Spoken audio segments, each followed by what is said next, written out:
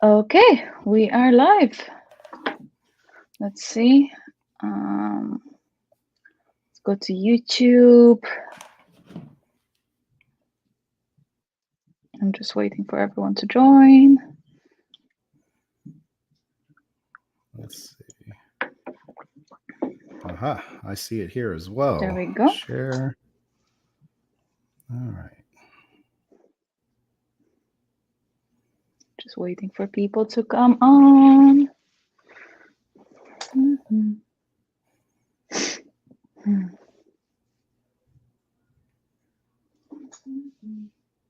Okie dokie. What is that? Oh, that's me. I was like wondering what's the sound. It was me on the speaker. Hello, everyone. Okay, welcome everybody. I'm just waiting for people to join. So today we are doing a live stream with a very special guest. We have Miguel here. Hello, Miguel. How are you doing? Doing awesome. Thank you for having me. This is going to be fun. Yeah, I mean, I was on yours last week, so I thought it would be fun to just like twist it around and Yeah, for sure. Make me the host. I know this is weird now because I've been doing these live streams for like a month now, and going from like hosting it to being the guest, I'm like Ricky Bobby, like what do I do with my hands? I don't know. Just like keep them there. Just like yes, I like taking pictures and it's fun. Well, listen, at least for this one, I actually have glasses so I can actually see people's questions, which is actually amazing. You know, it's something. It's small steps. Everyone is saying hello. Hello, everyone. Nice to see everyone. How's everybody doing? How is the weather? Where you are? What's happening? Anybody drinking alcohol yet? We were just saying that I should just have wine in this cup and then pretend that it's not wine, that it's tea, and unfortunately it is tea, but. Yeah, I don't know. I feel maybe other people might not agree with me, but I feel like 4 p.m. is still a little bit too early, you know, to partake of some liquor. So I mean, to be fair, I don't think I've ever drunk earlier than like maybe, I don't know, 7 p.m. I think 7 is like, or maybe 6 after like dinner time is like the acceptable time to start drinking, I feel like. Yeah, I agree. I was really drunk once when I was 16. I was blackout drunk on vodka for the first and only time ever. Oh, wow. It was rough. It was very rough.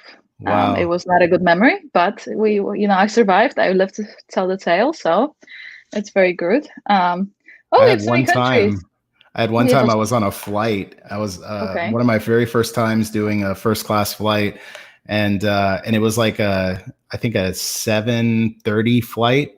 And so they, I'll offer you like alcohol like straight away. And I was like, oh yeah, that'd be great. And I was like, well, hold on a minute. It's only like 8:30. I'm like that. And I asked the flight attendant, I was like, I think it might be a little bit too early to have a drink. And she's like, oh, you're flying. It'll be fine. So that was the earliest that I think I've ever had a glass of wine, but I needed it because I have very bad anxiety when it comes to flying. And so, yeah, that got me through it. I agree. I'm the same. I hate flying. Well, now I would love to fly. I love flying. Yeah, I know. Now that would be great.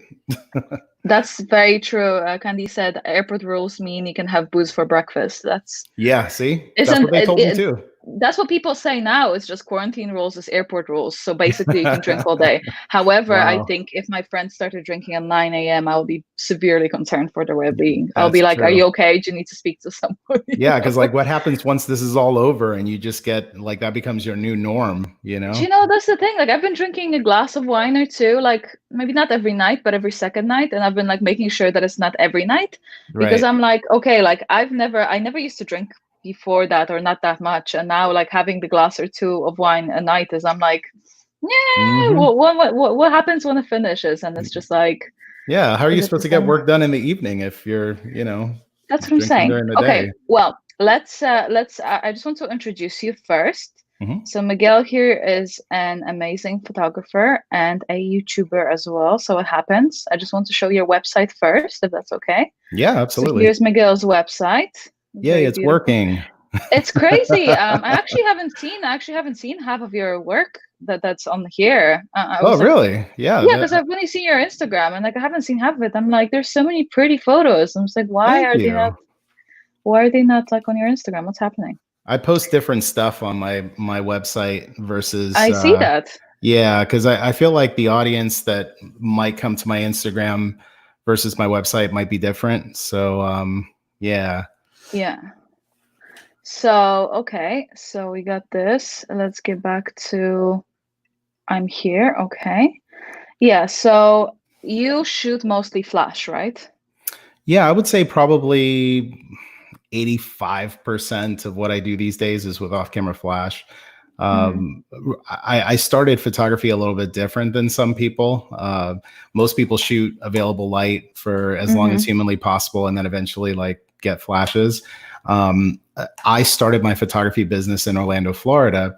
And here, if you, let's say you set up a photo shoot for like any time of day, the chances of your photo shoot getting rained out is very high. So I would set up, I had 10 or 11 photo shoots in a row when I first started my business that all got canceled because, it's like a torrential downpour outside. And finally, I'm like, you know what? I need to be able to shoot no matter what. Like, even if the weather's bad, like I need to be able to take pictures and make money. And so I bought 3 flashes, 3 Alien Bs, because I watched tutorials on YouTube and I saw people doing like 3 and 4 light setups. And so, I bought my flashes and had no idea how to use them. But eventually over time, I figured it out. And even to this day, I still shoot mostly flash just because, I can shoot in the day, at night, doesn't matter. Yeah. It pretty much all comes out the same. Yeah, it's very interesting because I take the exactly opposite approach. I never shoot with flash unless I'm in the studio. And I have very specific times of day that I usually shoot because most of you know me. It's actually funny. One guy, Sean, asked or commented saying, I don't know her name, but have seen a lot of her videos. I love her look and love how she captures her models. Her name is Anita. Nice to meet you. I appreciate it. Yeah. So her shoots a lot with natural light.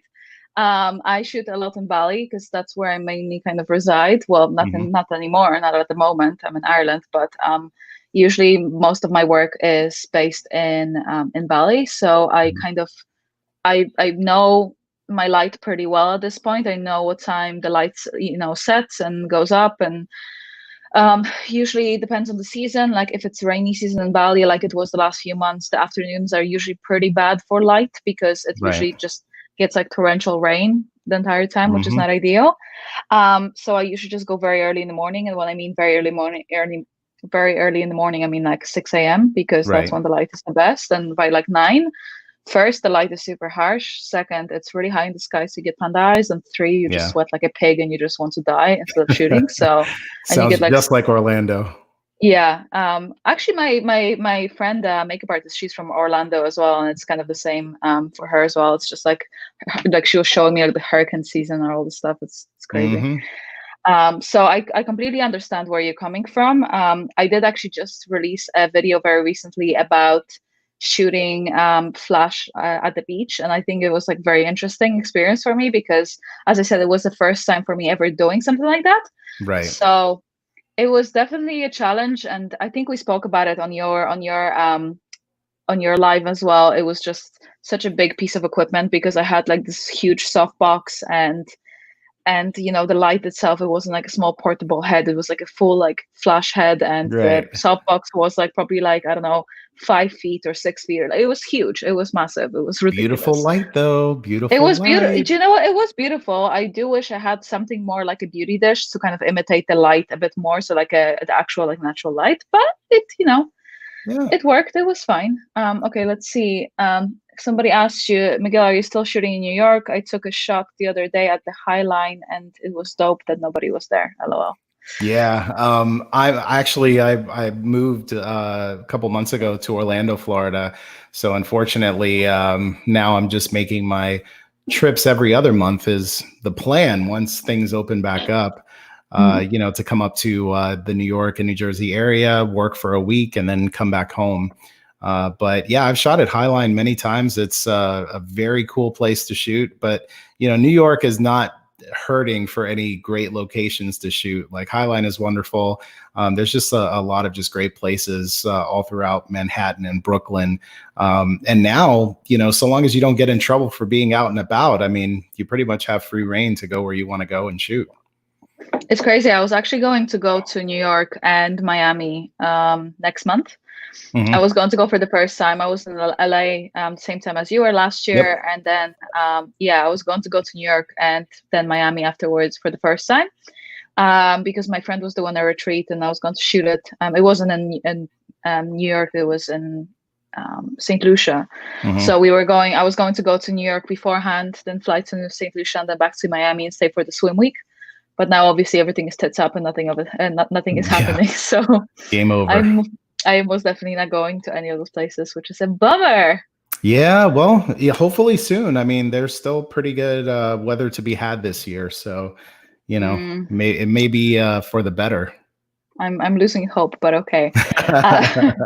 Why? Mustafa says why almost all the photographers say there's no difference between prime lenses, which with f 1.4 and 1.2, and almost all of them buy 1.2. If it's really not much different, why they pay much more money for 1.2? I think, I mean, from my perspective, you know, I think there is a difference for sure. I think it's a difference in like how the lens is made and the quality of the lens. I think the 1.2 is usually pretty expensive for a reason. Obviously, it is also because they're 1.2, but also, I think that for a lot of people, having 1.2 is a status thing as well, where they do want to kind of brag and be like, oh, look, I have a 1.2. I don't really shoot much, like wide open much, so I can't really tell personally, but maybe you have more to add. I'm not sure. I don't know if do you really use 1.2 or 1.4 a lot? I mean, I've owned like back in the day, the 50 1.2 and the 85 1.2. And I think at that time, I was shooting a lot more engagements and weddings. And, you know, I primarily just used it for low light. I mean, that was really it, is if I was shooting in a low light situation, then I'm opening it up to f1.2 so I can let in as much light as possible. But, you know, I think there's, it's definitely a status thing. I think there's, you know, I'm not the type of person that likes to shoot wide open. So I'm kind of like you. You know, I tend to, even if I had an f1.2 lens, I'd be shooting it probably at like 3.2 or 4, you know, and if I'm shooting studio stuff, then I'm shooting it a minimum of f8 and kind of going up from there. But I think it's a status thing. I think people, you know, they're more worried about being able to flex and be like, yeah, I got an f1.2 lens versus like, here's this really exceptional thing that I could do with this lens that I can't do with an f1.4 or whatever else. So yeah, I don't know. As I said, I personally never tested like 1.4 versus 1.8, so I can't really tell if there is much of a difference. Like, I mean, I see Irene's work and I see when she uses 1.2, it looks amazing. But then I have also seen her using 2.0 and it looks equally nice. It kind of depends on the lens and the distance between the model and so on. So yeah, I think, I mean, it's always down to like people's budgets as well. If you can't afford the lens, you know, and you want it, then I guess that's what you do. Totally. Candy said, I think of coming to Bali and Cambodia once we open up again. I go to Cambodia loads. Yeah, I'm thinking of going absolutely anywhere right now. Yeah, seriously. I'm thinking of just going outside. Outside would be cool. Outside would be cool. That's what I'm saying. When shooting during sunny weather, how do you control not overexposing the background? Well, usually you shoot with the sun. So whenever you're shooting in the full sun, you face the model. Like if the sun is like, let's say, sorry, wait, this is my hand. If it's here, you put the model like right in front, so it's like falling on her face, and then the background is going to be evenly exposed as well. If you shoot against it, obviously you would have to either use a flash or you would have to just use like a reflector or something, but it will create like slightly like an unnatural look, at least for me. So I would always rather just shoot with the sun, or maybe just like at 45 degrees towards the sun, and that's the best way for natural light anyway. Yeah, with natural light 100%, that's the you know, you don't want to have like a huge difference in exposure between your subject and the background. So if the sun is lighting your subject, then the light that's hitting your subject and the background should be equal, and you should have a nice exposure. But you know, with off-camera flash, what's cool is that you can set, your camera's going to set the exposure for your environment. So you could set that exposure, and you could even underexpose your environment. and then light your subject to either match that exposure, or you can make them brighter. So there's a little bit more kind of wiggle room and flexibility that you would have being able to use off-camera flash. And you know, it's relatively easy. It's just a matter of like, what do you want to do? What's your taste? I think for me personally, like when I use natural light, I always expose for the subject first. So I always make sure that the model skin is properly exposed. I would rather have overexposed background than overexposed skin. Right. I usually also underexpose my images a tiny bit so I can bring up the details a bit more. There's nothing worse than skin that's blown out, because the highlights that are blown out are really hard to bring back. So I would usually just shoot maybe 1 or 2 stops underexposed, and then I can bring it back in Lightroom, no problem. Like you can push your images in Lightroom quite a lot without losing the quality. So it's much better to do it this way and have the shadows kind of slightly clipped rather than the other way around, at least for me. Totally. So Malaki King asked, if you guys had to pick your first lens between 24 and 70 or 70 to 200, what would your first pick be? That's easy. 70 to 200 for me. I'm sure it might be the opposite for you, but it's exactly the opposite. I don't even own. I don't even own the 70 to 200. Oh, I mean, I my only gosh. shoot the 24 to 70. So, but man, I mean, you should more portraits and more beauty. So it's like it's understandable. For me, I shoot more fashion and swimwear. So it's like shooting on the 70 to 200 would just be. I would have to be so far from my subject. That I don't know. I just dig the. But it just gives you such a cool look, like the compression that you get with the backgrounds and stuff, especially when you know you're in your element in Bali with like these beautiful rock backgrounds, and you know it could make for a really, really interesting look. But you know, when I shot Canon back in the day, the 70 to 200 f4 was probably like one of my workhorse lenses, and it was very good. And it's not even L series. I want to say it was like $500 or $600. You know, so if I shot Canon, which I don't, but I had both lenses back in the day, and definitely for portrait work, I would say 70 to 200. But if I was in Anita shoes and I'm more shooting like environmental, shooting outdoors, swimwear, I mean, 24 to 70 is like your jack of all trades. You know, you don't really need much of anything else. I actually used the 150 to 600, I think, on my social distancing photo shoot, and that was pretty funny because I just got like 600, and I was like, just keep walking for 20 minutes, it's fine, just keep walking. And then she was just in the shot, and it was just such a pain, and like even holding the lens, you know, like that's the same with the 70 to 200. It's such a heavy lens. Was it a hot day too? It was an afternoon, so it wasn't as bad, but I mean, any day in Bali is hot. Like any day, it's like 100 degrees anyway, so it's just not like it's not like it's never that hot. So thanks. Churchill asks, for portraits, 85 millimeter lens is okay or not? I mean, it's like a main portrait lens, let's say, so definitely. Yeah, definitely is like the default lens for me for shooting headshots and portraits, but not everybody looks good at 85 millimeters. So, you know, like the majority of people do, but I've just noticed that there's many times where I could do like an entire photo shoot with an 85 and it's great. And then there's times where I'll photograph somebody, and because of the way their face is shaped, it's not flattering. And so then I go to like a 100 or a 135, and you know, if the 135 is not cutting it, then I just break out the 70 to 200, and then I could do whatever. So. So Chris is asking you, Miguel, do you usually use 2 lighting setup for your portraits? Can you break it down, please? Yeah, well, speaking of breakdown, that's the name of my show. So the 2 light, usually what I end up doing is a 1 light setup, probably like 80-90% of the time. What I do is I'll take the 1 light and then I'll supplement or fill in with reflector or V-flat. I feel like the majority of the things that I like to shoot, I tend to like shooting it with a single light. But I own many lights. So, you know, sometimes like if I'm trying to go for something really creative with lighting, you know, then I might gel some lights and I might do like a 2 or a 3 light setup. But I think it's a great exercise if you're wanting to learn off-camera flash, learn all that you could possibly do just using a single light. And you'll be surprised because you'll hit a wall and be like, oh no, I have to have a second light if I want to do this. And you start to get creative, like, oh, well, maybe instead of getting that second light, I could just do this, and this will kind of be like a second light. And it ends up working great. So definitely for me, one light for the majority of things with just a bunch of reflectors or V-flats. It's so interesting. Sometimes I've actually spoken to a few beauty photographers that I really admire, and all of them, what they do is they pretty much grab one light and they don't even have any diffuser or anything.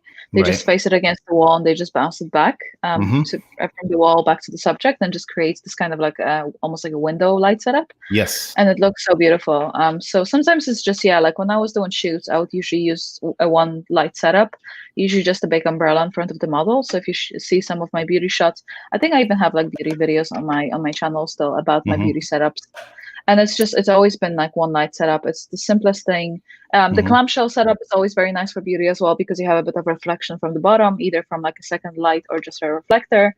And it creates a really nice light. It obviously depends on the model and so on. But yeah, I think having one light, max 2 is the best, and not overcomplicating with 7,000 different lights and so on, because it's just that's what happened to me in the beginning. You know what? Sometimes I just see those like promotional videos for like photography things, right? And like in the setup, the guy has like literally like 20 lights set up. Like there's one here, one there, one there. And I'm like, what are you using them for? The photos will look shit. Why are you doing this? And every single time they do, it's just like, I'm like, why won't you just simplify? Just simplify. Just less is more. Because they are probably doing a sponsored video, and they want to show as much product as humanly possible, because you get guys like me that say, oh, they use 3 lights, so I need to go buy 3 lights. Yeah. It sucks. But I think it's also like, I feel like a lot of people, they just know that, or they think that if they have more lights, that it's going to make them a better photographer and it's going to make them more professional. Well, it's bullshit, because usually the more lights you use, the less you know about lights, from my experience as well. I agree 100%. Miguel, what's your favorite or go-to modifier, shape and size? Ooh, that's easy. I would say my go-to is the 5-foot octa, and mainly because it makes everybody look good. I mean, a long time ago, I went to a workshop. I think it was a Scott Kelby workshop. And this was like when I first started. And he said at one point during his workshop that a 5-foot octa is basically like Photoshop inside of a softbox. And I didn't understand it at the time, but the longer that I started to shoot with a 5-foot octa, I realized that people's skin looks so good because the light was so soft and it was a big diffused light, that when I went into post-production, I had very little retouching to do, because it just gets rid of all the shadows and just gives this like beautiful soft light. But so I would say the 5-foot octa, but with that, every modifier that's out there has the potential of making people look really good. So it's highly advisable that you have like a soft light, so something like an octa or softbox, and then also have a hard light modifier like an umbrella or a beauty dish, so that all of your photos don't look the same, because if you're shooting everybody with a 5-foot octa, they will look good, but your work kind of gets stale, because everybody's just going to have soft light all the time, and it may get kind of boring after a while. Yeah, like I found my go-to was always a like a 6-foot deep silver umbrella. Yeah. And it just gives such a nice light, because it's somewhere kind of in between a softbox and a beauty dish. So it's not as hard as a beauty dish, but it's not as soft as a softbox, and it gives you like really nice highlights, really nice shadows. Especially the silver umbrella gives you really, really nice highlights in the skin. So it's really good as well. I think it was like my go-to setup anyway. And it's easy to set up and tear down afterwards, which I'm a big fan of. Yes, you just open it up, close it, and that's set it up, and then you're done. I just remember when I started using, softboxes and octaboxes, and you have to like put the metal rods in, and I just did not have the manpower to do it, and I would always be like there bending it for like 30 minutes. Listen, I'm going to tell you, I had one day I was teaching at a conference in Canada.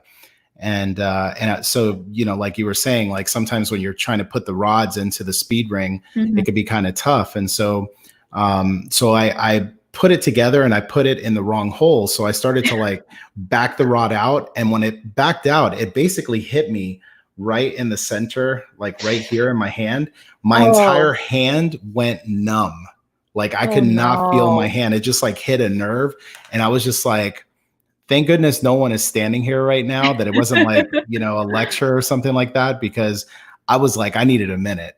Like, that was not cool. I hope one day, oh my God, there's like a new design to where like it doesn't do that. Yeah, it's just like I think there's there's ones that you just like open up kind of like an umbrella as well. They're so much better. Oh yeah. I love those. So hey, I love you both so much. Fahad here is your diehard fan. Thank you. Respect and love from Dubai. It's only for you though, not for me. Just for you. Hey, you need to check out Anita. You need to send her some love too. He says, can you tell us how to tell a story with in a picture? Yeah, absolutely. So I actually have a video about this on my YouTube channel that talks about a simple way that you can pose anyone.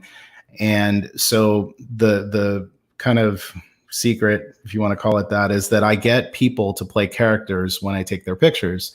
And oftentimes those is the one of the One Easy right there in the middle of the gray haired or the beard. Oh, there we go. This one, yeah? Nope, go down one. Down. Oh, yeah, okay. that one right there. So on that video, I basically talk about how I got that guy to pose and to play this character, which was basically this guy who works in Jurassic Park. And I gave him this whole story and I explained everything to him. And, he wasn't ready to have his picture taken, but because I gave him this character and gave him this whole story of who he was supposed to be in front of the camera, he gave me this really awesome expression. So how to tell a story in a picture: you create a story, you have the subject play a character, and then you take their picture, and if they can emote in a way that makes sense, then that's when you have a really good portrait. That story might not be like, you as a viewer might look at the photo and be like, oh no, he's saying this, or like, this is his character, or this is his story. And that's totally cool. Nobody's going to look at the photos and be like, oh yeah, he's playing a character from Jurassic Park. Like, that's just my nutty head that came up with that story. But, I think really that's the biggest thing, is just figure out a character, figure out a scenario. It could be real, fictional, and then just try to get them to play it out. Candy just said she wants to attend the photo seminar and the guy used 11 lights for a headshot. Wow. I would love to see that photo. I think it would actually be great. It would be great to see it. I just want to take a selfie in front of him while he's doing that. Like, check this guy out, 11 lights, So, question. I want to buy a new camera. I'm very confused between the A7 III and the A7R III. Is 42 megapixels really, does it really do extra in the photo shoot, or is 24 good enough? Do you want to start? Yeah, I mean, I would say I've owned both cameras. A7 III is more than enough. I would even say, like, I had the A9 back in the day, which basically has a 24 megapixel sensor as well. And I've noticed that when I go back through some of my older work, that I had many shots that I actually preferred over my A7R III that happened to be taken with the A9, and that's only 24 megapixels. 24 megapixels is big enough to print the size of a billboard. I had billboards when I lived here in Orlando that I shot back with a Canon 5D Mark III, and that was 24 megapixels. So if anybody thinks that they need more resolution, then jokingly, I always tell them, like, show me where in your town you have a photo printed that's bigger than the size of a billboard, and I'll look at it, and then I'll tell you whether or not you need 42 megapixels. Like, in most scenarios, you don't. But it's nice to have. Like, if you have the budget and you could afford it, and you could afford the extra storage and all that good stuff that comes with it, then by all means go with the R series. But I feel like if I took the same photo with an A7 III or an R3, you would never tell the difference. Yeah, I feel that too. I mean, I've tested both cameras. I don't know. Yeah, actually side by side. And to be honest, when I had the photos at the end, some photos I liked more from the R4s, or sorry, the R3. Some of them I liked from the A7 III. So to be honest, it is down to your budget. If obviously, like, I love the R series. I think it's a beautiful camera in general, like the R3 and the R4. But at the same time, if you don't have the budget for it, then I find like the A7 III is perfect for like most of the stuff that you need. And I feel like a lot of the time, there's obviously different specs and so on, but a lot of it is kind of like a status thing where you're like, oh, I have the R and not just the A7 III, because they are both good cameras. But when I think about it, I'm like, oh, I'd probably prefer to have the R4 or the R3. But I'm like, why would you prefer to have the R3? Is it just because it's an R, or is it just because it's so much better? And I don't think it's that much better. It's like, it's all down to your skills and how you handle the camera as well. So totally. What do you think most portrait photographers miss about photography that impedes their growth as an artist? I think that it actually has a lot to do with the person's soft skills, their social skills, their ability to be able to communicate with somebody, to make them feel comfortable, and then eventually get them to a point to where whatever it is that you're trying to get them to do, that they're willing to follow you on that ride. It has less to do with the gear, and I think a lot of portrait photographers focus quite a bit on gear. They focus on retouching. They focus on lighting, and all of these things are all very important. But I think what they miss is that none of that stuff will matter if you can't get somebody to where you want them to be in terms of how they're posing, how they're, expressing themselves to the camera. I noticed for me, like the more that I worked on that, my pictures got better, and it didn't really matter whether I was using like really expensive lights or an expensive camera and lens. So it's really just about those soft skills that I think, no one talks about. Like it's very rampant on YouTube to like talk about the gear and the locations. People are like, oh, if I only went to Bali to go take pictures, and it's like, you could take beautiful pictures in your backyard. Like, look at what Irina's doing. She's got like a shed in her backyard, and she's pumping out these like amazingly beautiful photos. So, I don't know. What do you think? No, I agree. And I think in general, people concentrate too much on gear, and they think, and I was in that position too, like back in the day where I would be like, oh, if I don't have X, Y, and Z, my photos will never be good if I don't have full frame. And you concentrate, you kind of blame it on the gear because it's easier. It's kind of easier to be like, oh, it's the camera that's shit, not me. Yeah. When it's not necessarily the truth. Usually it's you that is shit, not the camera, because Dang, to be honest, man, you mean to tell me I'm shit and didn't know it all this time? It's just like, I feel like a lot of the time, when you like, if you were to take the cheapest camera now, you would be able to make the photo look good regardless, like you can do FaceTime photo shoots and make them look good, and that camera is nothing special, so it is all about your eye and how you view your subject and how you, as you said, communicate with them, because as you said, social skills are so important. When it comes to like, creating a strong shot. You have to connect with your subject, and that's like number one thing. And if you come to set with the attitude that your gear is just shit and you don't really care about anything else, then you're kind of missing the point, Yeah, I mean, give me a cheap camera and a kit lens, and I could still get something that will fool you into thinking that it was done with a more expensive setup, mainly because you're just going to feel the mood and feel the vibes that the person is giving off in the photo. Like that's the mark of a good photographer, is being able to do exactly that. And unfortunately, we figure that out way too late in the game, after we've already invested in a lot of expensive stuff. So I think there was so many like lenses at the beginning that I didn't do like proper research on, and I just bought because I would go to the camera store and I'm like, which lens should I get? And they're like, which one was your worst, like your worst purchase?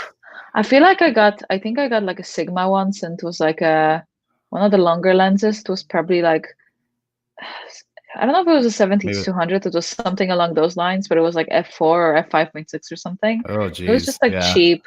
It was just, I had no idea. I like, it's not like I have, I'm not really gearhead. Like I don't really care that much about gear. But back in the day, I really didn't know anything. Like I started, photography, like my parents weren't into photography. Nobody was ever into photography. I wasn't particularly technical. So I literally just blindly explored what was happening and with my work. And it was just such a painful road to just follow, I guess. Oh my gosh. So Candy asked, do you feel that you get more work now because of YouTube presence as much as other platforms such as website? But does that have a downside at all? I mean, from my perspective, it's a bit different, or I don't know if it's the same for you or not. I don't really do much work outside of YouTube anymore. Kind of whatever I do kind of goes around YouTube. It's either me doing like, tests that I put on my channel, or it's my digital products that I sell. it's the sponsorships that I get. So it's kind of all within the YouTube realm. So yeah, it definitely has affected it because YouTube now is my work, which is very interesting. I still have like an old fashioned client or like a swimmer client. Like I won't say no to it. I won't be like, no, sorry, I don't work for it anymore. But it surely gives me the leverage of being able to like, this is my fee. This is what you need to pay me. And if you're not interested, then I'm not interested either. And like, it gives you, I feel like that was the thing for years for me. It's just like, because when I first started photography, I was literally making absolutely nothing. I think the first 1 year or two when I was paying my tax, I literally paid tax on like, I think it was like $12,000 in a year. I was making less than a cashier. I was like, I could literally go work in like Walmart and I would make more money. Okay, kid you not. So it was pretty rough. And then obviously, kind of when you're in this kind of situation, you can't necessarily be like, no, sorry, I don't want your $200 job. You'll be like, okay, I'll take it, even though I don't want to. And now I'm kind of in a position where I'm like, this is my fee. You either take it or you leave it. And I don't really care. So I do care, of course. It's not like that. Like, if I do accept the job, I do give my 100%, regardless of if they pay me a full fee, half of my fee, over my fee. Like I'll always give the same amount of effort. But in the negotiations, I have the power of just being able to say no, which I think is very powerful. How about you? Yeah, no, I agree with you. I think for me, I still am kind of towing the line right now of being a full-time content creator and then also being a full-time photographer. And depending on what month you talk to me, it's like I'm on one side a little more than the other. But, I would say I know for sure having a presence, not just on YouTube, but on social media has helped me to win bids for jobs. Yeah. Because, you get brands, for example, like there are brands that are just starting out, for example, that if they have the option of hiring a photographer that has a following, an active, engaged following on YouTube, Instagram, Facebook, Twitch, whatever, they're probably going to hire that photographer over another photographer that doesn't have a social media following. I've actually had clients that have told me like, hey, so if we hired you to do this job, could you make a video, like a behind the scenes video of your photo shoot of our job, and then post it up on your website, and then, post it up on your YouTube, put a link to our website, like straight up do almost like a sponsored video. So I'm getting paid to shoot their stuff. And then in a way I'm getting paid to promote their stuff as well. So that's where I would say, I think that personally, I would recommend that anybody who's watching this right now, if you're a photographer or creative of any type, it's worthwhile for you to start a YouTube channel. You may not necessarily be posting tutorials and things like that, but just being able to establish a presence, grow a community, grow a following that, hopefully when business opportunities come your way, it's like that value add, it's that little bonus that they get if they happen to book you. So, there's not too many downsides other than sometimes they're a little bit more pushy about it, so it's not a suggestion. It's more like, well, if we hire you for this, we're going to need you to do A, B, C, and D. And it's like, you wouldn't ask that of anybody else if it was just a random person off the street. So, yeah. So Lucky's asking, how do you use high-speed sync for Sony a7 III? How will I set it? I can't use it. Lucky, what lights are you using? What brand? The key thing is with an a7 III, make sure that your remote that you're using is capable of working with high-speed sync. Make sure that your flashes are capable of working with high-speed sync. For me, for example, I'm a ProPhoto ambassador. I work with all ProPhoto lights. So my ProPhoto B10, B10 Plus, all have high speed sync. And then I use the ProPhoto Air remote, which works with those lights. And so literally you just put the remote on the camera. The camera recognizes that, that it's compatible. It allows you to go down to whatever aperture. It lets your shutter speed go up to 1/8,000th of a second, and then you're ready to go. So there's no settings per se, other than just like on the R4, for example, you have to turn on the wireless flash option or else the flash doesn't go off. But there isn't anything to set. You literally just put the remote on. If it's not working, then it could just be that you're using like a flash and a light, or rather a flash and a remote that's not compatible with high speed sync. or that you need to update the firmware on your camera, your flash, and your remote. If it says on paper that it's supposed to work and it doesn't work, start updating the firmware, because chances are if any one of those things isn't up to date, it's not going to work. Mm-hmm. So Mihala asks, what is more important than commercial work in retouching for clients? Preserving skin details, sharpness, tech details, or color grading mood of the photo? I mean, from my perspective, I would say it's kind of like 50-50, because it's like, obviously retouching, preserving skin details is super important. Like I think preserving skin detail and color grading is the most important thing. I think it's usually, for my personal work, it's usually the two things that people would ask for, is to color grade the images and to retouch the skin. So, so it's not blurry. So it's just nice and clean and sharp. Mm-hmm. I don't think there's one without the other, because, if I don't color grade my images at all, I mean, there's certain clients where you have, for example, like a commercial shoot in the studio where it's just like, product photos, and then maybe they don't need color grading. But like in any other shoot, it would always be 50-50. Like I always have to work on the skin, and I always have to make the photos look in some sort of way in terms of color. Yeah. I agree with you. I think of the things that were mentioned, those things are probably the more important things. I think sharpness, to be honest with you, I think we worry about it a lot more as photographers than what clients do. Because I see a lot of commercial work. Like if you go into a mall, and just look at some of the big prints that they have in like MAC Cosmetics or Sephora or any of these other brands, if you look at the photos, they oftentimes are not sharp. Like there's been many times where I walk by and I see a shot that, the campaign is like 6 figures or more to, the photographer to have shot this stuff. And then the shots are blurry, like the eyes are out of focus, details are blurry. So I don't know. I would say the skin detail is a big deal. The color grading and the mood is huge, because, again, that's what tells the story of the product and the brand, and that's what sells it. So. Yeah, I agree. So he also said he did a shoot with TeamViewer and Canon EOS software with Canon 110D with kit lens, and it's one of his favorite photo shoots. Again, cool. Gear doesn't matter. Okay, so Spectacle Photo says photographers focus way too much on how when they are starting out and ignore the why. When you do when you do that, you ignore the only thing that separates you from other photographers, and that is your ideas. Yeah, 100%. Absolutely. I agree. Yep. That's the thing. It's just like people concentrate on like, how do I do it? What gear do I use? Like, what kind of equipment do I need? And they don't really think about like being original or being, different. And I see so many people who just copy other people's ideas. And, there has been, so controversial, but there has been some photographers that I've seen really grow to fame over just literally ripping other people's work off. And it really pisses me off on so many levels, because, it's okay to take somebody's photos as an inspiration and be like, sure, I love this pose, this lighting, take different elements from different photo shoots, create a mood. That's what mood boards are. It's literally just a mood, like a bunch of ideas of other photographers' work that you like.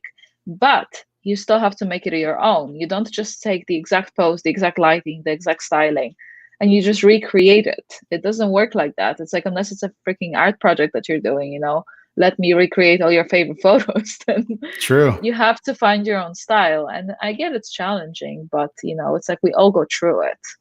Yeah, so. But I think this goes back to what you were saying earlier on. Like, people don't want to come to the realization or understanding that they're the ones, they're the problem, they're the reason, they're the thing that's holding themselves back. It's not the gear, it's their ideas, it's their lack of creativity. It's and so I think for many people it's cool to draw inspiration from other people, but at the same time, like, every bit of inspiration that you get, you have to figure out, well, how could I make this my own?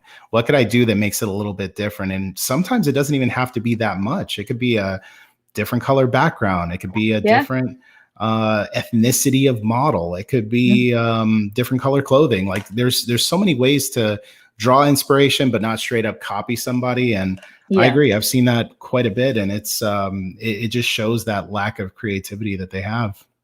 Yeah, that's the thing. And I think, at the end of the day, maybe they'll go up to a certain level, but then it's kind of like, are you just going to copy someone's work for the rest of your life, or are you actually going to step up and do something original? And that's the question. 100%. Candy just said, Anita spilling the tea. Yes, queen. Thank you. I'm good at that. I'm good at spilling on my teas. Sorry, yeah. Hey, Miguel and Anita, I love from India. I do fashion and working in my portfolio and facing the problem of getting models for shoots. Can you please tell me how to ask model agencies for models for test shoots? Funny enough, I'm going to have a course that I've been talking about for 2 months now that is going to be talking just about that. I'm going to be giving you like poses, how to approach agencies, how to do like a sample test shoot to get more work and so on. It is coming, I promise. Eventually. I want this course. But basically I think in general your best bet is to create a very simple mood board of images. If you Google model test, or if you look on Pinterest model test images, you will see that they're very simple images of girls in like their jeans and t-shirts. And bear in mind that when you're doing your own shoots, you still need to build some sort of a connection with the agency. So you still need to give them what they want first before they will give you what you want. So you have to give them photos that they will like and they will be able to use for their models. And once you build that relationship, you'll be able to ask for your own personal projects. But unfortunately, I think when I started shooting, I always asked for my projects first, and they were like, "Nah, not interested." Not happening. And it took me a very long time to build that connection with one of the model agencies, and that's how kind of it happens afterwards. So now, if I do shoots, if I approach a new model agency, I usually just contact them first. I'm like, listen, I'm in town, like I would love to do some photos with your models. I send them that very simple mood board of like really beautiful model shots. And then they just hopefully give me a model. And then when you deliver photos that they like, they'll give you more models to work with. Don't know if there's anything you'd like to add. Yeah, I think, I'm going to take a different angle to answering this and say that if you're working on building up your portfolio, maybe going to an agency right now might not be the best idea. When I started in photography and I was trying to build up my portfolio, I was photographing anyone and everyone that I could possibly get in front of my camera, whether it was friends of friends, family members. I was on social media and Instagram. It's so good. Yeah, just look up like modeling hashtag, your town like for me, Orlando models as an example. And you'll find people that are in your town that, are models, and you could reach out to them, start working with them. They may be with an agency, they might not be, but at the least you build up your portfolio so that at some point you can approach an agency, and then they can see that consistency. They can see that they're not going to look bad by sending, their great models to some random photographer that's going to make them look bad, right? So we have to prove ourselves that we're able to deliver a great product. And, so maybe just not going to an agency might be a better idea, and just going on social media, finding local people and just photographing them from there. I mean, to be fair, a lot of the time now when I go, even when I was shooting in LA, I was doing my tests in LA, I would just, approach girls on Instagram and be like, hey, do you want to do a test? Yep. And a lot of the time, even if they're signed with an agency, they will either ask their agent. And it is always better for the model to ask the agent, because that means she wants to work with you. Right. And a lot of the time I find model agents, if they don't want to test with a girl, they will say that she's not available. But then sometimes you message her directly and she's like, yeah, I'd love to work with you. And then you're like, it happens all the time. Because the agents would always push girls that are the newest and the freshest to you, because obviously that's the girls that they need shot. Right. So if you want to get better models, I usually always go to Instagram first, and then I either get the model to contact the agency, or I get the email to her direct agent and be like, hey, I spoke to your girl on Instagram, I'd love to work with her, but obviously want to run it with you first. And so on. But as you said, like, especially for the beginning, like starting out with like maybe your friends or girls on Instagram that like want to model. There's so many people. Like if you put the hashtag in, it's just like you'll have hundreds of girls. And some of those girls, I'll be honest, they're better than the new faces that you'll get in an agency. So yeah, absolutely. Yeah. Okay, so who or what is your dream client? How would you shoot it? Location, team, style, etc. I don't know if I have like any specific client in mind. But like I would love for it to be at the beach, like a week-long paid trip to like the Bahamas or something. Shooting with like, seven girls in bikinis. Like that's probably my dream job. Some of the like I see we have to twist your arm is what you're saying. It's just, it's just like I see those press trips that people do all the time, and you have like those like naked girls running on the beach, and I'm like, this is the kind of jobs I want to be doing. Like if I'm going to be doing commercial jobs, this is the kind of jobs I want to be doing. So yeah. I don't know that I have a dream client, but that dream client would be one that I would make so much money that I could take 5 or 6 months off from having to make money, and I could just do fun stuff. Locations like it's one of those things for me. Like I would love to shoot anywhere. Like I'm a very simple person. If I could shoot in a mountain area, that'd be great. If I could shoot on a beach, that would be great. Like everything to me is just like so fun and so exciting. So I don't know, like I'm really easy to please when it comes to locations and themes and things like that. For me, I would say Japan though was probably up there. Like I would love to do like maybe Sony could hire me to go and shoot like a campaign for a new lens or a new camera, and I can go to Japan and have some like samurais and stuff. That would be badass. I think that's the thing. I feel like maybe shooting for like a camera brand or something like Apple would be like the ultimate thing. Yeah. Where totally. You just get to do something really cool, but maybe. And then it's in front of like everybody if you do it for Apple. Okay, that's my answer too. Apple. Dream client. Yep, they're the ones. There we go. Just like let's apply now. I'm going. So Mustafa's asking steps to gain more followers on Instagram. For start, should I make a paid advertising? Did you pay for ads? I never paid for advertising for Instagram, like maybe once or twice when I was starting at the very beginning, but it never really worked. For me, the best way to grow my Instagram was to set up a YouTube channel and for it to grow bigger. Like it's kind of funny because I always see that, right? Like if somebody there's always one platform that is dominant. There's very rarely a case where people have exactly the same following on both platforms. Isn't it the same? What's your following on YouTube? I've got 82K and on YouTube, and I think I have like half of that on Instagram. It's the same for me. It's like I'm on like for me it's a bit more on YouTube. It's like 210 on YouTube and then 86 on Instagram. So I always find, and it's the same with like a lot of Instagram people that start doing YouTube. It's like they have a huge YouTube account, huge Instagram account, but then YouTube would be like half of it or quarter of it. So it's usually you have your prime audience.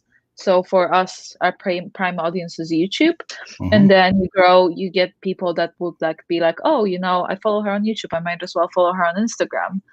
But I find I started growing genuine Instagram following when I started doing YouTube, because people on YouTube actually care about what you're doing and they want to see more of you and more of your work. And that's when that's when the following and unfollowing stops. That's when people stop it's just the Instagram games of like people being constantly like, hey, let's just join a chain of 300 bloggers that are going to comment exactly the same things on their, and it's just like, and then people like follow you and unfollow you, and it's just every 3 minutes your likes drop, and it's just, even now, recently I posted a half naked photo of a girl and my following dropped by 200 followers. Wow, that's crazy. I don't even know why. I don't that's even know. Crazy. Like, I was on like 86.6, and then in the morning it was 86.4, and I'm like, wow.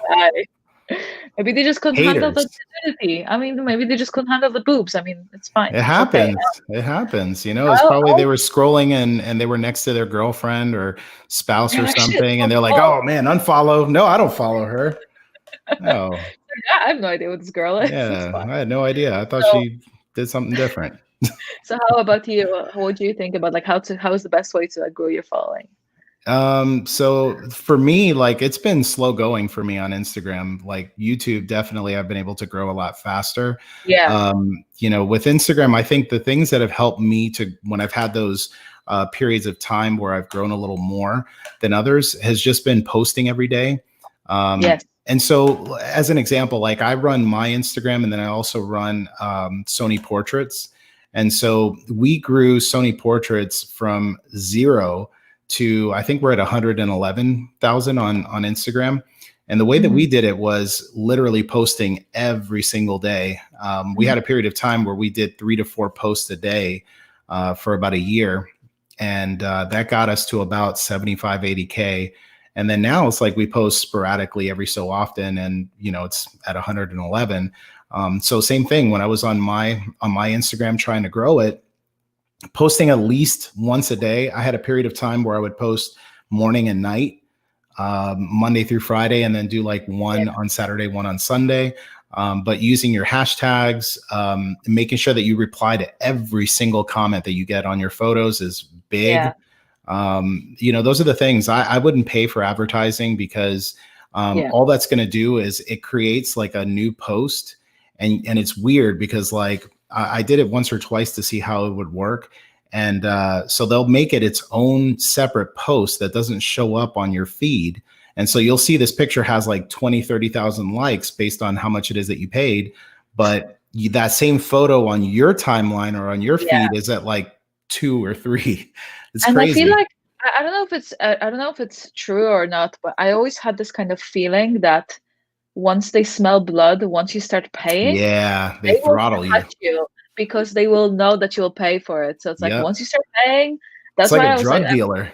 That's the thing. I always refuse to pay for ads because of that, because I'm like, once you give them a taste of blood, they will go after you, and it's just, you'll never get real. I agree what you say about posting. I think just the biggest issue for me as a photographer doing what I do, and I'm sure it's the same with you, it's just like, it's not humanly possible for me to post this many photos, especially now. I mean, now it's completely impossible because I haven't been shooting anything for like a month and a half. And a lot of the time I just don't really want to post, average photos. I would rather post a photo once a week and post something really good that I stand by, rather than posting like shitty average like images from like my shoots. And I find people get bored as well if you post every day. Like I get way better engagement if I post once a week. Because if I post once a week, my photos will go to up to like anything 5,000-6,000 likes per image. But if I start posting every day, it goes down to like 1,300, 1,500, 2,000. And then people start unfollowing you because if you post average photos, they just get annoyed with what you're posting. So it's such a hard, like I do post on my Instagram stories every day. And I try to make the stories as educational. I think in general, if you want to grow any of your social channels, you need to give people value. You need to give them a reason to follow. You having nice work is not enough reason for people to follow you. I think a lot of the time there always has to be some sort of an incentive. There has to be like some sort of an educational value. There needs to be something that brings them to your social media and makes them stay. For YouTube it's pretty easy because we all do educational videos, so obviously that's why people stay. But for Instagram, a lot of the time it's just like a mix of maybe like, doing lives and, chatting to different creatives, maybe sharing other people's work, giving people tips and tricks. And that's the way you usually get a genuine following of people that actually want to learn from you and want to kind of watch you grow as well. So, you know how I grew mine in the last few months? Yes, your memes, your quality memes. Oh my God, you have the best quarantine memes, I swear. If you haven't checked out his quarantine memes, they're quality.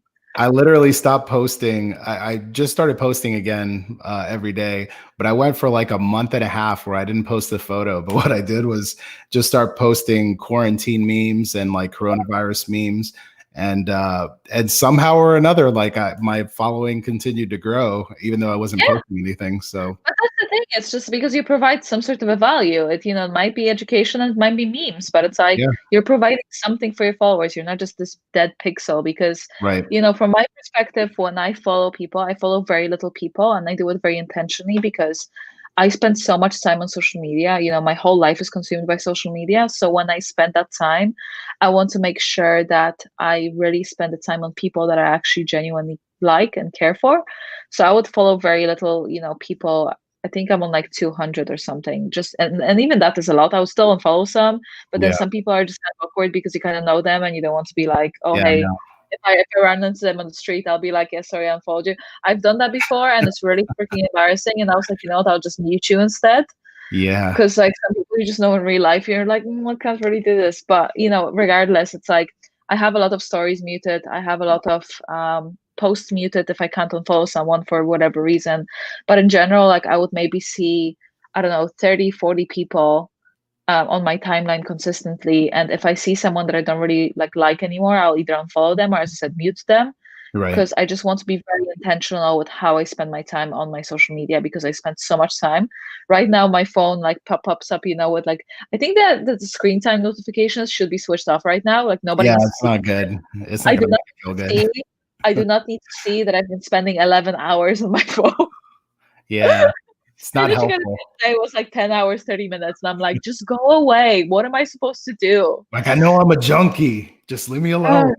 Just leave me alone. Just let me look at, let me just look at memes. Like, exactly. Miguel has posted memes. I need to see them. Oh man, love it. So that's basically what happens. Okay, we just reached an hour. So if you guys have any few questions for like another 5 minutes, let us know. And then we'll release Miguel to his meme cave so he can like gotta find a new set of memes. It should be called Meme Mine, so you can just mine some more memes for us, because we all seriously need it right now. It's hard. It's starting to become like a full-time job, just trying to find like good memes, because there's a bunch of them out there and a lot of them are crap. So I always find good ones, but they're always super inappropriate for my audience. So I'm just like, I always send them. I don't even care at this point, honestly. Like, you know what? If you lose a couple of people because you post a meme that's really funny, but borderline. But it's like it's just like usually like just inappropriate in many ways, where I'm just like, man, listen, if it's funny, I post that. I'll send it to you next time. I'll just send it to you and I'll be like, you posted. Yes, done. I'm totally fine with it. So he said the best way to grow Instagram is to be reposted by some IG accounts, like song portraits, for example. Yeah, for sure. Like getting reposted, getting your work, reposted. That's what I find. That's how I find I started growing my Instagram more and more as well. Not even being reposted, but just like anytime I post a photo, there's so many people that share it. Even if I look at let's say one of my latest photos, that let's say the naked photos that people unfollowed me over, right? So if I view my insights, it's been shared or it's been sent to people 413 times. And it's been saved into favorites like 536 times. So it's like, even doing small things like that, 400 people sent it to somebody else, and those people might have like seen it. And it's kind of like this ripple effect of people show it to their followers see it, they might repost it as well. And there might be 3 or 4 people along the way that you just pick up, and it's kind of like snowball, like it gets bigger and bigger. And the more your image gets shared, the more people post your image, the more kind of, recognition you get, obviously. Sorry, my hands are in the shot a lot. I'm like, it works. Well, we were talking about that earlier. Yeah, we were talking about that earlier. Actually, just and Instagram and followers and. Candy asked, do you get dismissed much as a YouTuber and not a pro? I've seen some people disregard it like that. To be fair, I never refer to myself as a YouTuber. It is kind of like a stigma thing, I guess. Well, the thing is, right, I've always been the professional photographer first. I do it for YouTube as my job, but I am still a professional photographer. So I would never introduce myself as like, oh yeah, like what do you do? I do YouTube photography, because I don't think that's what it is. I would usually say I'm a photographer and I also do photography education on YouTube. If I even introduce that, but to be honest, a lot of the time I don't even say I do YouTube, because I think like a lot of people don't understand it. You're right. So it's like, if it comes up in a conversation, I'll be like, haha, yeah, I do YouTube. It was actually funny when I was when I was looking for a place to live in London, and people would be like, what are you doing for a living? And I'm like, I didn't really want to say like I do YouTube videos, because they'll be like, what the fuck is wrong with you? And be like, no. It's like I work, I create I'm in a media company. I was like, I create content. No, I wouldn't even say that. Content creator. No, I remember one of my friends, we were in this like it was like some sort of like, let's say like a bank or something, and there was this old lady sitting at the counter, and she asked him, she's like, what do you do for a living? She was like filling in the form. She was like 80, and he's like, I'm a content creator. She just like looked at him and she's like, sorry, denied. She had no idea what he meant by content creator. So I think absolutely there is still a stigma. But as I said, that's why I don't necessarily like introduce myself as a YouTuber. Like people always get to know my photography first, and then I'm like, oh, by the way, I also do videos. So yeah, that's my perspective, at least. I agree with you. I think the only times I ever say that I'm a YouTuber is if I want, like, if I know my audience and I know, for example, that I'm like around family or something like that, that's like very conservative, and I want to just like get them to like, you know, I want to trigger them. I'm like, you know, what do you do these days? Oh, I'm a professional YouTuber, you know, and they'll be like, what is that? You know, like, and then you start talking to them and it's like, oh, well, you know, I've been making 6 figures for the last 3-4 years as a professional YouTuber. And then it's like, oh, well, I guess I can't like, make jokes anymore. Yeah, that's the thing. It's just like, I feel like lots of people don't realize that it can be like an actual job. And obviously I don't blame them. It's still such a new thing. So it's obviously a bit different. I mean, could you imagine like if somebody would have told you like, you know, 10 years ago that you'd be able to make a living doing what you do right now and creating content on YouTube? It's like, do you know what? Just think about it this way. When you think about the OG like YouTubers like Jenna Marbles, like Sean Dawson and all this stuff, when they started doing it, people would be like, what the hell are you doing? Just leave this. Like, this is bullshit. This is not real. Where are they now? In their mansions in the hills somewhere, because they made so much freaking money. Yeah. And it's like sometimes you just have to go with the times. And like I resist change. I'm the kind of person who, like, you know, if there's a popular song, I'll be the last one to check it out because I'm like, I will not check it out just for the sake of not checking it out. Yeah, I'm the kind of person. It really annoys me. Oh, but it's like sometimes you have to. Sometimes you have to check out the song because, you know, if you knew it straight away, it's like that's why, you know, people on TikTok get so big. People on like there's just so many ways to get big. And like I was just talking to my friend about it today, that it's just like sometimes, you know, online is such a big opportunity for people to make money, but you just have to make it at the right place and at the right time, most importantly, because a lot of the time the people that get super successful is because they hit the sweet spot at when something was just starting out and they were one of the first people, and that's what usually works the best. Totally. Well, okay, I think we're just over an hour. We're going to wrap it up. Thank you so much, everyone, for joining. Thank you so much, Miguel. Thank you. It was fun. We can send you back to the meme mine now. Yeah, exactly. Gotta go dig up some new memes for tonight. I expect you to have at least 10 new ones. Otherwise, I'm going to be very disappointed. So easy outing for me. I'll have at least 10 quality memes on my Instagram. That's I'm happy. I'm very happy for that. Well, thank you so much, everyone, for joining. I hope you enjoyed us chatting about everything and nothing at the same time. Yes. Make sure to check out Miguel. I'm going to link all the links are actually down below in the not comment section. You know which section. So yeah, you can check description box. You can check his Instagram, his YouTube, his website. That's working apparently. Shocking. And yeah, Squarespace for the win. Yes. Thank you so much, everyone, for joining. Enjoy your evening. Enjoy your 4 p.m. wines if that's what you're into. I'm probably going to have some as well. And yeah, have a good evening. See ya. Bye.